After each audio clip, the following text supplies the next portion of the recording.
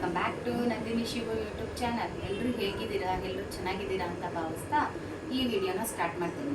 ಏನಪ್ಪ ಇದು, ಮೇಡಮ್ ಅವರು ಫುಲ್ ರೆಡಿಯಾಗಿ ಆಲ್ರೆಡಿ ನಿಂತ್ಕೊಂಡ್ಬಿಟ್ಟಿದ್ದಾರೆ, ಡ್ಯೂಟಿಗೆ ಹೋಗಿಲ್ಲ ಅಂತನಾ? ಇವತ್ತು ಡ್ಯೂಟಿಗೆ ಹೋಗಿಲ್ಲ, ಲೀವ್ ಹಾಕಿದ್ದೀನಿ. ಯಾಕಂತಂದರೆ 3 ರೀಸನ್ ಇದೆ. ಏನು ಗೊತ್ತಾ? ಒಂದು, ನನ್ನ ಮಗಳು ಬರ್ತಡೆ. ಇನ್ನೊಂದು, ನಮ್ಮೂರಿಗೆ ಹೋಗ್ತಾ ಇದ್ದೀನಿ. ಯಾವ ಊರು ಗೊತ್ತಾ? ಚನ್ನಪಟ್ಟಣ. ಯಾರ್ಯಾರು ಚನ್ನಪಟ್ಟಣದಲ್ಲಿ ವಿಡಿಯೋ ನೋಡ್ತಿದ್ದೀರೋ ಅವರೆಲ್ಲ ಲೈಕ್ ಮಾಡಿ, ಕಮೆಂಟ್ ಮಾಡಿ, ಆಯ್ ಅಂತನಾದ್ರು ಕಳಿಸಿ, ಓಕೆನಾ? ಮತ್ತು ಇನ್ನೊಂದೇನಂತ ಅಂದರೆ, ಮೇಯ್ನು ನನ್ನ ಆರಾಧ್ಯ ದೇವ, ನಾನು ತುಂಬ ಇಷ್ಟಪಡೋ ದೇವರು ಕಬ್ಬಾಳಮ್ಮಂಗೆ. ಇವತ್ತು ನಾನು ನನ್ನ ಮಕ್ಕಳೆಲ್ಲ ಹೋಗ್ತಾ ಇದ್ದೀವಿ. ಏನಪ್ಪ ಇದು ಇದ್ದಕ್ಕಿದ್ದಾಗೆ ಡ್ಯೂಟಿಗೆ ರಜಾ ಹಾಕ್ಬಿಟ್ಟು ದೇವಸ್ಥಾನಕ್ಕೆ ಹೋಗ್ತಾ ಇದ್ದಾರೆ ಅಂತನಾ? ರೀಸನ್ ಇದೆ. ಏನಂತ ಅಂದರೆ, ನನ್ನ ಮಗಳು ಯಾವಾಗ್ಲೂ ಒಂದು 2-3 ಇಯರ್ಸಿಂದನೂ ಕರೆಕ್ಟಾಗಿ ಬರ್ತಡೇ ದಿನವೇ ಹುಷಾರು ತಪ್ತಾಯಿದ್ಲು. ಅದು ಹುಷಾರು ಹೆಂಗೆ ಅಂತ ಅಂದರೆ, ಅಡ್ಮಿಟ್ ಮಾಡಿ ಫುಲ್ ಸ್ವಲ್ಪ ಸೀರಿಯಸ್ ಜಾಸ್ತಿ ಆಗೋ ಥರನೇ ಆಗಿ ಅವಳಿಗೆ ಅಡ್ಮಿಟ್ ಮಾಡಿ ಕರ್ಕೊಬರೋ ಥರ ಆಗ್ತಾಯಿತ್ತು. ಕರೆಕ್ಟಾಗಿ ಬರ್ತಡೇ ದಿನವೇ. ಆಲ್ರೆಡಿ ಒಂದು 3 ಇಯರ್ಸಿಂದನೂ ಇದೇ ರೊಟೀನ್ ಆಗೋಗಿತ್ತು. ನಮಗೂ ತುಂಬ ಬೇಜಾರಾಗ್ಬಿಟ್ಟಿತ್ತು, ಏನಪ್ಪ ಇದು ಬರ್ತಡೇ ದಿನವೇ ಹಿಂಗಾಗುತ್ತೆ ಅಂತ. ಅವಳ ಬರ್ಡೇ ನಾವು ಸೆಲೆಬ್ರೇಷನ್ನೇ ಮಾಡ್ತಾ ಇರಲಿಲ್ಲ. ಆ್ಯಕ್ಚುಲಿ ಅವಳ 10ನೇ ವರ್ಷದಲ್ಲೇ ನನ್ನ ಬರ್ಡೇ ಸೆಲೆಬ್ರೇಷನ್ ಮಾಡಬೇಡಿ ಅಂತ ಹೇಳಿದ್ದು. ಸರಿ, ನಾವು ಓಕೆ ಅಂತ ಏನು ಸೆಲೆಬ್ರೇಷನ್ ಮಾಡ್ತಾ ಇರಲಿಲ್ಲ. ಅಟ್ಲೀಸ್ಟ್ ಅವಳಿಗೊಂದು ಬಟ್ಟೆ ತೊಗೊಂಡ್ಬಿಟ್ಟು ದೇವಸ್ಥಾನಕ್ಕಾರು ಹೋಗೋದು ಆ ಥರ ಎಲ್ಲ ಮಾಡ್ತಾಯಿದ್ವಿ. ಸಡನ್ ಅಂತ ಈಗೊಂದು 3 ಇಯರ್ಸಿಂದ ಬರೀ ಹುಷಾರು ತಪ್ಪೋದು, ಅಡ್ಮಿಟ್ ಮಾಡೋದು, ಕರ್ಕೊಬರೋದು, ಜಾಸ್ತಿ ಸೀರಿಯಸ್ ಆಗೋದು, ತುಂಬ ಜ್ವರ ಬರೋದು, ಇದೇ ಥರ ಆಗ್ತಾಯಿತ್ತು. ಸರಿ, ನನಗೆ ಯಾಕೋ ತುಂಬ ಬೇಜಾರಾಗ್ತಿತ್ತು ಪ್ರತಿ ವರ್ಷವೂ. ಲಾಸ್ಟ್ ಇಯರ್ ಅಂದ್ಕೊಂಡಿದ್ದೆ, ಏನಾದ್ರು ಆ ಥರ ಎಲ್ಲ ಏನೂ ಇಲ್ಲದೆ ಚೆನ್ನಾಗಿ ನೆಕ್ಸ್ಟ್ ಇಯರ್ ಆದರೆ ನಾವು ಬರ್ತೀವಿ ದೇವಸ್ಥಾನಕ್ಕೆ ಅವತ್ತು ಬರ್ಡೇ ದಿನನೇ ಅಂತ. ಮತ್ತು ನನ್ನ ಮಗಳೂ ಹಾಗೆ ಅಂದ್ಕೊಂಡಿದ್ಲಂತೆ. ಅದಕ್ಕೆ ಇವತ್ತು ಕಬ್ಬಾಳಿಗೆ ಹೋಗೋಣ ಅಂತ ಅಂದ್ಬಿಟ್ಟು ಎಲ್ಲ ರೆಡಿಯಾಗಿ, ಮನೇಲೂ ಆಲ್ರೆಡಿ ಪೂಜೆ ಎಲ್ಲ ಮುಗ್ದಿದ್ದೆ. ನಾನು ಎಲ್ಲ ರೆಡಿ ಮಾಡಿಕೊಟ್ಟೆ, ಅವಳೇ ಎಲ್ಲ ಪೂಜೆ ಮಾಡಿದ್ಲು. ಅಮ್ಮ ನಾನೇ ಮಾಡ್ತೀನಿ ಅಂತ ಅಂದ್ಬಿಟ್ಟು ಎಲ್ಲ ಆಗಿದೆ. ಈಗ ಹೊರಡಬೇಕು. ಟಿಫನು ಆಲ್ರೆಡಿ ರೆಡಿ ಮಾಡಿ ಇಟ್ಬಿಟ್ಟಿದ್ದೀನಿ. ಸಾಂಬಾರಿತ್ತು, ಮೊಳಕೆ ಹುಳಿ ಸಾಂಬಾರು. ಸರಿ, ಅದಕ್ಕೆ ಅನ್ನ ಮಾಡಿ ಇಲ್ಲಿಂದನೇ ಟಿಫನ್ ಮಾಡಿಕೊಂಡು ಆಮೇಲೆ ಅಲ್ಲಿಗೆ ಹೋಗೋಣ ಅಂತ. ಅದು ಇವತ್ತೆಲ್ಲ ಬುಧವಾರ ಆಗಿರೋದ್ರಿಂದ ಏನಷ್ಟು ರಶ್ ಇರಲ್ಲ. ತಾಯಿ ದರ್ಶನ ತುಂಬ ಚೆನ್ನಾಗಿ ಮಾಡ್ಬೋದು. ಬನ್ನಿ ತೋರಿಸ್ತೀನಿ ಯಾವ ಥರ ದರ್ಶನ ಆಗುತ್ತೆ, ಏನಾಗುತ್ತೆ ಅಂತ ಅಂದ್ಬಿಟ್ಟು. ಪ್ಲೀಸ್ ಇದೇ ಥರ ನಮ್ಮ ವೀಡಿಯೋಗೆ ಸಪೋರ್ಟ್ ಮಾಡಿ, ಲೈಕ್ ಮಾಡಿ, ಸಬ್ಸ್ಕ್ರೈಬ್ ಮಾಡಿ. ಮಿಸ್ ಮಾಡಿಬಿಡಿ, ಸಬ್ಸ್ಕ್ರೈಬ್ ಮಾಡಿ. ಸರಿ, ನಾನು ಬೆಳಗಿನ ಜಾವ 4 ಗಂಟೆಗೆ ಎದ್ದು ದೇವ್ರ ಪದಾರ್ಥ ಎಲ್ಲ ತೊಳೆದು ದೇವ್ರ ಮನೆಯೆಲ್ಲ ರೆಡಿ ಮಾಡಿ ಕೊಟ್ಟೆ. ಅವಳೇ ಹೇಳಿದ್ಲು, ಅಮ್ಮ ನಾನೇ ಪೂಜೆ ಮಾಡ್ತೀನಿ ಇವತ್ತು ನನ್ನ ಬರ್ತಡೇ ಇರೋದ್ರಿಂದ ಅಂತ ಅಂದ್ಬಿಟ್ಟು. ಸರಿ, ನಾನು ಪೂಜೆ ಮಾಡು ಅಂತ ಅಂದ್ಬಿಟ್ಟು ಸರಿ ಅವಳೇ ಪೂಜೆ ಮಾಡ್ತಾಯಿದ್ಲು. ಎಲ್ಲ ರೆಡಿಯಾಗಿ ಓಡ್ತಾ ಇದ್ದೀವಿ ಗಾಯ್ಸ್. ನೋಡಿ, ಬಸ್ ಸ್ಟಾಪಿಗೆ ಹೋಗ್ತಾ ಇದ್ದೀವಿ ಇವಾಗ.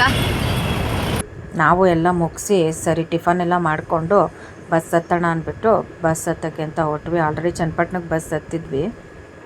ಆಮೇಲೆ ಚನ್ನಪಟ್ಟಣ ರೀಚ್ ಆದ್ವಿ. ಸರಿ, ನನ್ನ ತಮ್ಮನ ಹೆಂಡತಿ ಎಲ್ಲ ಬರ್ತೀನಿ ಅಂತ ಅಂದರು. ಅದಕ್ಕೆ ಅವ್ರಿಗೋಸ್ಕರ ವೆಯ್ಟ್ ಮಾಡ್ತಾಯಿದ್ದೆ. ಚನ್ನಪಟ್ಟಣಕ್ಕೆ ಬಂದ್ವಿ ಗಾಯ್ಸ್. ಇವಾಗ ಇಲ್ಲಿಂದ ಕಬ್ಬಾಳಿಗೆ ಹೋಗಬೇಕು. ನನ್ನ ತಮ್ಮನ ಹೆಂಡತಿ ಮತ್ತು ನನ್ನ ತಮ್ಮನ ಪಾಪು ಬರುತ್ತೆ ಅಂದರು. ಅದಕ್ಕೆ ವೆಯ್ಟ್ ಮಾಡ್ತಾ ಇದ್ದೀನಿ. ಅವ್ರು ಬಂದಿದ ತಕ್ಷಣ ಕಬ್ಬಾಳು ಬಸ್ ಹತ್ಕೊಂಡು ಕಬ್ಬಾಳಿಗೆ ಹೋಗೋದೆ. ಆಮೇಲೆ ನನ್ನ ಮಗಳು, ಅಮ್ಮ ಸುಸ್ತಾಗ್ತಿದೆ, ಏನೋ ತೊಗೋತೀನಿ ಅಂತ ಅಂದ್ಲು. ಸರಿ ತೊಗೊಳಮ್ಮ ಅಂತ ಅಂದ್ಬಿಟ್ಟು ಅವಳೇನೋ ತೊಗೋತಾ ಇದ್ಲು.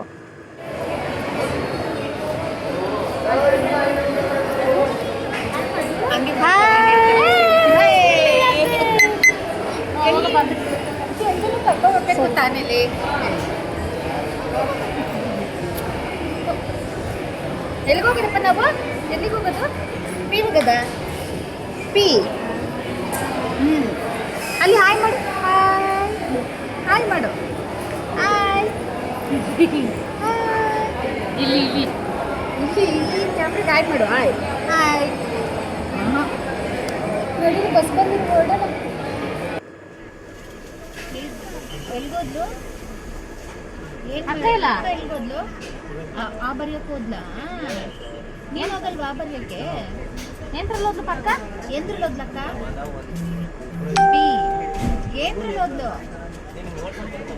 ಆ ಬರೆಯೋಕ್ಕೆ ಏನ್ರಲ್ಲಿ ಹೋದ್ಲು ಅಕ್ಕ? ಯೋಚನೆ ಮಾಡಿ. ನೀಲ್ ಹೋದ್ಲಪ್ಪ? ಏನ್ರಲ್ಲಿ ಹೋದ್ಲು ಅಕ್ಕ? ಪಿ ಎಲ್ಗೋದ್ಲು? ಆ ಬರೆಯೋಕ್ಕೆ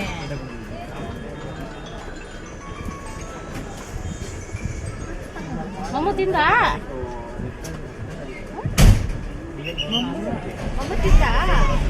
ತಿಂದು ಬಂದು ಬರ್ತಿದ್ದ ನಾಷ್ಟ ಮಾಡ್ಕೊಂಡು.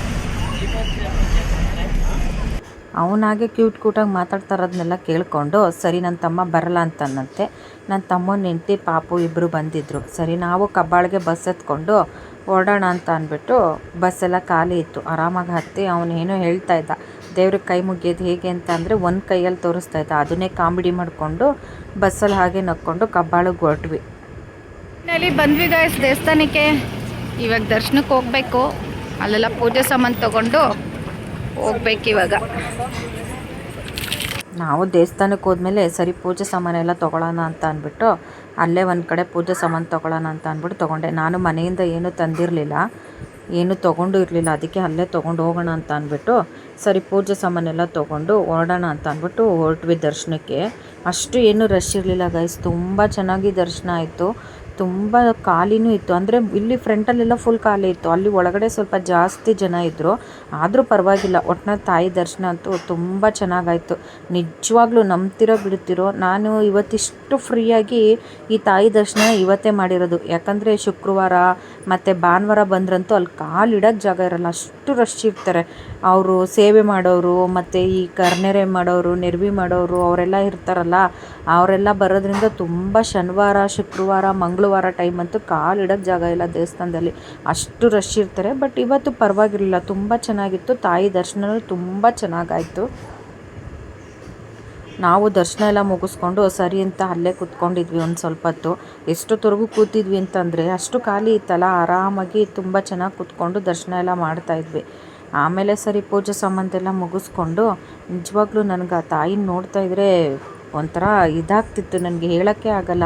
ಏಕೆಂದರೆ ನಾನು ತುಂಬ ಇಷ್ಟಪಡೋ ದೇವರು, ನಾನು ತುಂಬ ಸಲ ಹತ್ತಾಗ ನನಗೆ ಸಮಾಧಾನವಾಗಿ ನನಗೆ ಅರ್ಥೈಸಿದ ದೇವರು. ಎಲ್ಲಿಗೆ ಬಂದಿದ್ದೀವಿ ನಾವು? ಸ್ವಾಮಿಗೆ ಮಾತಾಡು, ಸ್ವಾಮಿಗೆ ಬಂದಿದ್ದೀವಿ ಅಂತ ಹೇಳು. ಸ್ವಾಮಿಗೆ ಹೆಂಗೆ ಕೈ ಮುಗ್ದೆ ಹಿಂಗೆ ಆಯ್ತು.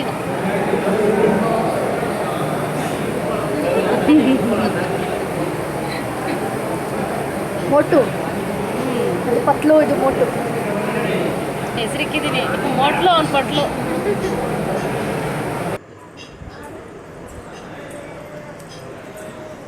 ನಂದಿನಿ ಶಿವು _2010 ಸ್ವಲ್ಪ ತಿರುಗಬೇಕು. ಯಾವಾಗ ಬಂದರೂ ಇದೆ ಬ್ಲಾಗರ್ ನಂದಿನಿ ಸ್ವಲ್ಪ ತಿರುಗಬೇಕು.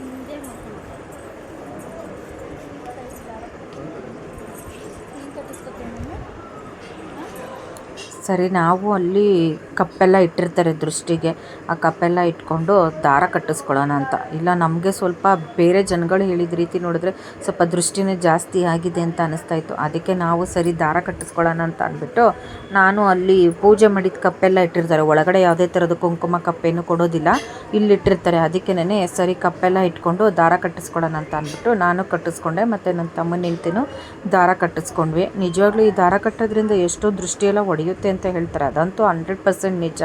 ಆ ದಾರದ್ದು ಕಟ್ಟೋದ್ರಿಂದ ಅಮ್ಮನ ಹತ್ರ ಇಟ್ಟು ಅದಕ್ಕೇನೋ ಒಂದು ಮಂತ್ರ ಹೇಳಿ ಕಟ್ತಾರೆ, ಅದರಿಂದ ಎಷ್ಟೋ ದೃಷ್ಟಿಯೆಲ್ಲ ಹೊಡೆಯುತ್ತೆ. ಅದೆಲ್ಲ ಪೂಜೆ ಆದಮೇಲೆ ಪೂಜೆ ಮುಗಿಸ್ಕೊಂಡು ಬರ್ಬೇಕಾದ್ರೆ ಅಲ್ಲೊಂದು ಕೋತಿ ಇತ್ತು, ಆ ಕೋತಿಗೆ ಬಾಳೆಹಣ್ಣು ಕೊಡೋಕ್ಕೆ ಹೋದೆ, ಅದೆಷ್ಟು ಚೆನ್ನಾಗಿ ಇಸ್ಕೊತು ನೋಡಿ. ಸರಿ ನಾವು ಅದೆಲ್ಲ ದರ್ಶನ ಎಲ್ಲ ಮುಗಿಸ್ಕೊಂಡು ಹೊರಡೋಣ ಅಂದ್ಬಿಟ್ಟು ಹೊರಟ್ವಿ. ಫೈನಲಿ ದರ್ಶನ ಎಲ್ಲ ಮುಗಿಸ್ಕೊಬಂದು ಬಸ್ ಹತ್ತಕ್ಕೆ ಕೂತಿದ್ದೀವಿ. ಆಮೇಲೆ ಚನ್ನಪಟ್ಟಣಕ್ಕೆ ಬಂದು ಅವ್ರ ಊರಿಗೆ ಅವ್ರು ಹೋದ್ರು, ನಮ್ಮ ಊರಿಗೆ ನಾವು ಬರೋಣ ಅಂತ ಹೋದ್ವಿ. ನಮಗೂ ಇಷ್ಟ ಆಗ್ತಿತ್ತು, ಯಾರಿಗೆ ಇಷ್ಟ ಆಗಲ್ಲ ಹೇಳಿ ಅವ್ರ ತವ್ರ ಮನೆಗೆ ಹೋಗೋಕ್ಕೆ ಅಲ್ವಾ. ನನಗೂ ಇಷ್ಟ ಆಗ್ತಿತ್ತು, ಅವಳು ಕರೆದ್ಲು ಬಾಕ ಅಂತ. ಬಟ್ ನನಗೆ ಟೈಮ್ ಇಲ್ದಿರೋ ಕಾರಣ ಸರಿ ಇಲ್ಲ, ಇನ್ನೊಂದ್ಸಲ ಯಾವಾಗಾದ್ರು ಬರ್ತೀನಿ ಹೋಗು ಅಂತ ಅಂದ್ಬಿಟ್ಟು ಅವ್ರ ಊರಿಗೆ ಅವ್ರು ಹೋದ್ರು, ನಮ್ಮ ಊರಿಗೆ ನಾವು ಬಂದ್ವಿ. ಅದೆಲ್ಲ ಆದಮೇಲೆ ಇದು ಅವತ್ತಿನ ಸಂಜೆ ಬ್ಲಾಗು. ಅಲ್ಲಿಂದ ಬಂದಮೇಲೆ ತುಂಬ ಸುಸ್ತಾಗ್ಬಿಟ್ಟಿದ್ವಿ. ಸರಿ ರೆಸ್ಟ್ ಮಾಡೋಣ ಅಂತ ಅಂದ್ಬಿಟ್ಟು ರೆಸ್ಟ್ ಮಾಡಿಬಿಟ್ಟು ಸರಿ ನಮ್ಮ ಮನೆಯವರು ಇನ್ನೇನು ಅಡುಗೆ ಮಾಡ್ತೀಯಾ ಬಾ, ಇವತ್ತೊಂದು ಟ್ರೀಟ್ ಥರ ಆಗುತ್ತೆ ನಾನು ಕೊಡಿಸ್ತೀನಿ ಅಂದ್ಬಿಟ್ಟು ಕರ್ಕೊಂಡೋದ್ರು. ಸರಿ ನಾವು ಸಿಕ್ಕಿದ್ದ ಚಾನ್ಸ್ ಯಾಕೆ ಬಿಡಬೇಕು ಅಂತ ಅಂದ್ಬಿಟ್ಟು ಸರಿ ನಡಿಯಪ್ಪ ಅಂತ ಅಲ್ಲಿ ಫುಡ್ ಸ್ಟ್ರೀಟ್ಗೆ ಹೋಗೋಣ ಅಂತ ಅಂದ್ಬಿಟ್ಟು ಹೋದ್ವಿ. ನಮ್ಮಂಥ ಮಿಡ್ಲ್ ಕ್ಲಾಸವ್ರು ಇನ್ನೇನು ದೊಡ್ಡ ಹೋಟ್ಲುಗಳಲ್ಲೆಲ್ಲ ಸೆಲೆಬ್ರೇಟ್ ಮಾಡೋಕ್ಕಾಗತ್ತಾ ಹೇಳಿ, ನಾವೇನಿದ್ರು ಈ ಥರ ರೋಡ್ ಸೈಡ್ ಇರೋ ಕಡೆನೇ ಮಾಡಬೇಕು ಅಲ್ವಾ. ನನಗೇನಂತ ಅಂದರೆ ನಮ್ಮ ಮಗಳು ಯಾವಾಗ್ಲೂ ಅಷ್ಟೇ, ಅವಳು 10 ವರ್ಷ ಇರಬೇಕಾದ್ರೆ ಕೇಕ್ ಕಟ್ ಮಾಡಿದಾಗಲೇ ಹೇಳ್ಬಿಟ್ಲು, ಅಮ್ಮ ಇದೇ ಫೈನಲ್ ಲಾಸ್ಟ್ ಮಾಡಿ, ಇನ್ಯಾವಾಗೂ ನನಗೆ ಕೇಕ್ ಕಟ್ ಮಾಡಿಸ್ಬೇಡಿ, ಏನೇ ಇದ್ರೂ ನನಗೆ ದೇವಸ್ಥಾನಕ್ಕೆ ಕರ್ಕೊಂಡೋಗಿ ಸಿಂಪಲ್ಲಾಗಿ ಏನಾದ್ರು ಅಲ್ಲೇ ಏನಾದ್ರು ಕೊಡಿಸಿ ಅಷ್ಟೇ ಸಾಕು ಅಂತ ಅಂದ್ಬಿಟ್ಟು. ಅದಕ್ಕೆ ನಾವು ಆಲ್ರೆಡಿ ಅವಳಿಗೆ 10 ವರ್ಷದ ತನಕ ಅಷ್ಟೇ ಕೇಕ್ ಕಟ್ ಮಾಡಿಸಿದ್ದು. ಅದಾದಮೇಲೆ ಯಾವುದೇ ಥರದ ಕೇಕ್ ಕಟ್ ಮಾಡೋದಾಗಲಿ ಸೆಲೆಬ್ರೇಷನ್ ಆಗಲಿ ಏನೂ ಮಾಡೋದಿಲ್ಲ. ಈ ಥರ ಸಿಂಪಲ್ಲಾಗಿ ಎಲ್ಲರೂ ಅವಳನ್ನ ದೇವಸ್ಥಾನಕ್ಕೆ ಕರ್ಕೊಂಡೋಗ್ಬಿಟ್ಟು ಸರಿ ಅಂತ ನಾನು ನಮ್ಮ ಮನೆಯವರು ನನ್ನ ಮಗಳು 3 ಜನನೂ ಎಲ್ಲರೂ ಹೀಗೆ ಔಟ್ಸೈಡು ನಮ್ಮ ಲೆವೆಲ್ಗೆ ತಕ್ಕನಾಗೆ ನಾವು ಹೋಟೆಲ್ಗೆ ಹೋಗಿ ಅಲ್ಲೆಲ್ಲ ಊಟ ಮಾಡಿಕೊಂಡು ಮನೆಗೆ ಬರ್ತೀವಿ. ಇದು ಪ್ರತಿ ವರ್ಷವೂ ಮಾಡೋದು. ಈಗ ಒಂದು 3 ವರ್ಷದಿಂದ ಅದನ್ನು ಮಾಡ್ತಾ ಇರಲಿಲ್ಲ, ಯಾಕಂದರೆ ತುಂಬ ಹುಷಾರು ತಪ್ತಾ ಇದ್ಲಲ್ಲ, ಎಲ್ಲೂ ಹೋಗ್ತಾ ಇರಲಿಲ್ಲ. ಅವಳನ್ನ ಅಡ್ಮಿಟ್ ಮಾಡಿ ಕರ್ಕೊಬರೋದೇ ಒಂದು ದೊಡ್ಡ ಕೆಲಸ ಆಗಿಬಿಡ್ತಾಯಿತ್ತು. ಸರಿ ಆಮೇಲೆ ಇವ್ರ ಅಪ್ಪ ಮಗಳು ನನ್ನ ಕೈಲಿ ಟ್ಯಾಕ್ಸ್ ಹಾಕ್ಸ್ಬೇಕು ಅಂತ ಇಲ್ಲೊಂದು ಕುನಾಫಾ ಮಾಡ್ತಿದ್ರು. ಸರಿ ಆ ಕುನಾಫಾನ ನನಗೆ ಕೊಡಿಸು ಅಂತ ಹೇಳ್ತಾಯಿದ್ರು. ನಾನು ಅದಕ್ಕೆ ಹೇಳ್ತಾಯಿದ್ದೆ, ರೇಗಿಸ್ತಾಯಿದ್ದೆ ಅವ್ರಿಗೆ, ಟ್ರೀಟ್ ನೀನು ಕೊಡಿಸ್ತೀನಿ ಅಂತ ಹೇಳಿರೋದು, ನೀನು ಕೊಡಿಸ್ಬೇಕು, ನನಗೆ ಹೇಳೋದಲ್ಲ ಅಂತ ಅಂದ್ಬಿಟ್ಟು. ಇಲ್ಲ ಇದು ಒಂದು ಕೊಡಿಸು ಅಂತ ಅಂದ್ಬಿಟ್ಟು ನನ್ನನ್ನು ರೇಗಿಸ್ತಾಯಿದ್ರು. ಸರಿ ಆಯಿತು ತಗೊಳ್ಳಿ ಅಂತ ಅಂದ್ಬಿಟ್ಟು ಇದೊಂದು ಕುನಾಫಾನ ನನ್ನ ಕಡೆಯಿಂದನೇ ಅವಳ ಬರ್ಡೇ ಟ್ರೀಟ್ ಅಂತ ಕೊಡ್ಸೋಣ ಅಂತ ಅಂದ್ಬಿಟ್ಟು ಕೊಡ್ಸೋಕ್ಕೆ ಅಂದ್ಬಿಟ್ಟು ಆರ್ಡರ್ ಮಾಡಿದೆ. ಅಲ್ಲೇನಷ್ಟು ನನಗೇನು ಸ್ಯಾಟಿಸ್ಫ್ಯಾಕ್ಷನ್ ಆಗಿಲ್ಲ. ಆ ಶಾವಿಗೆಗೆ ಸ್ವಲ್ಪ ತುಪ್ಪ ಎಲ್ಲ ಹಾಕ್ಬಿಟ್ಟು ಮಧ್ಯದಲ್ಲಿ ಕ್ರೀಮಿಶ್ ಎಲ್ಲ ಹಾಕ್ಬಿಟ್ಟು ಇದು ಮಾಡ್ತಾಯಿದ್ರು. ಅಷ್ಟು ಸ್ಯಾಟಿಸ್ಫ್ಯಾಕ್ಷನ್ ಆಗಿಲ್ಲ. ಇದು ನಾವು ಮ್ಯಾಂಗೋ ಮೇಳನಲ್ಲಿ ತಿಂದಿದ್ವಿ. ಅಲ್ಲೆಲ್ಲ ಚಾಕ್ಲೇಟ್ ಸಿರಪ್ಪು ಮತ್ತು ಈ ಶುಗರ್ ಸಿರಪ್ಪೆಲ್ಲ ಹಾಕಿ ಸ್ವಲ್ಪ ಸಾಫ್ಟಾಗಿತ್ತು. ಇದು ಸ್ವಲ್ಪ ಕ್ರಂಚಿಯಾಗಿತ್ತು.